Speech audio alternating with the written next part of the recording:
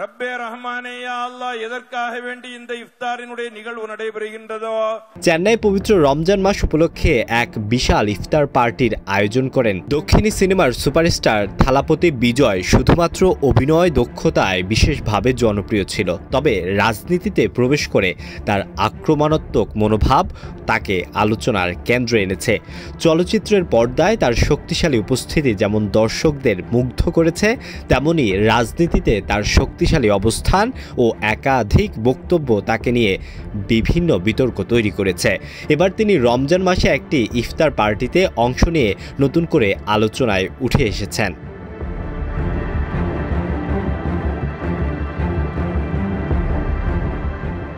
শুক্রবার তার দল তামিলাগা বেট্টি কাজাগাম এর উদ্যোগে আয়োজিত এক অনুষ্ঠানের একটি ভিডিও সামাজিক যোগাযোগ মাধ্যমে ছড়িয়ে পড়ে।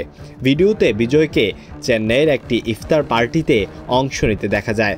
এই ভিডিওতে বিজয়কে সাদা কুর্তা এবং মাথায় টুপি পরা অবস্থায় দেখা যায়, এমনকি তিনি নামাজেও অংশ নিয়েছেন।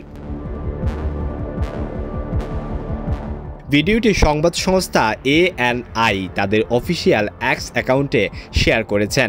এতে দেখা যাচ্ছে বিজয় তার দল তামিলাগা বেট্টি কাজাগাম এর সঙ্গে এই ইফতার পার্টির আয়োজন করে এবং এই সময় তাকে রোজাদারদের সঙ্গে বসে প্রার্থনা করতেও দেখা গেছে।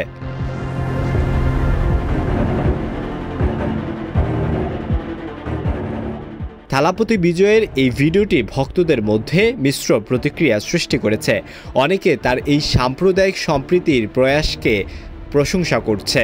অনেক ভক্তরা সামাজিক মাধ্যমে তার এই কাজকে সাহসী ও অন্তর্ভুক্তিমূলক উল্লেখ করছেন, কিন্তু একই সঙ্গে কিছু নেটিজেনরা তাকে ট্রোল করতেও ছাড়ছেন না।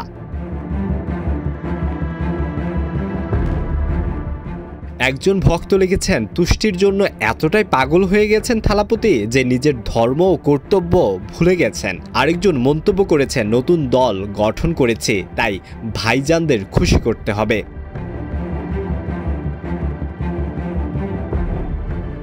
বিজয়ের রাজনৈতিক প্রবেশ তামিলনাড়ুতে ঝড় তুলেছে। তার দল তামিলাগা ভেট্টি কাজাগাম গঠনের পর প্রথম সমাবেশে 3 লক্ষ মানুষের উপস্থিতির দাবি করা হয়েছিল। এটি তার জনপ্রিয়তা এবং রাজনৈতিক প্রভাবের একটি বড় প্রমাণ। 2024 সালের ফেব্রুয়ারিতে দলটি গঠনের ঘোষণা দিয়ে তিনি 2026 সালের তামিলনাড়ু বিধানসভা নির্বাচনে প্রতিদ্বন্দ্বিতার পরিকল্পনা করেছেন।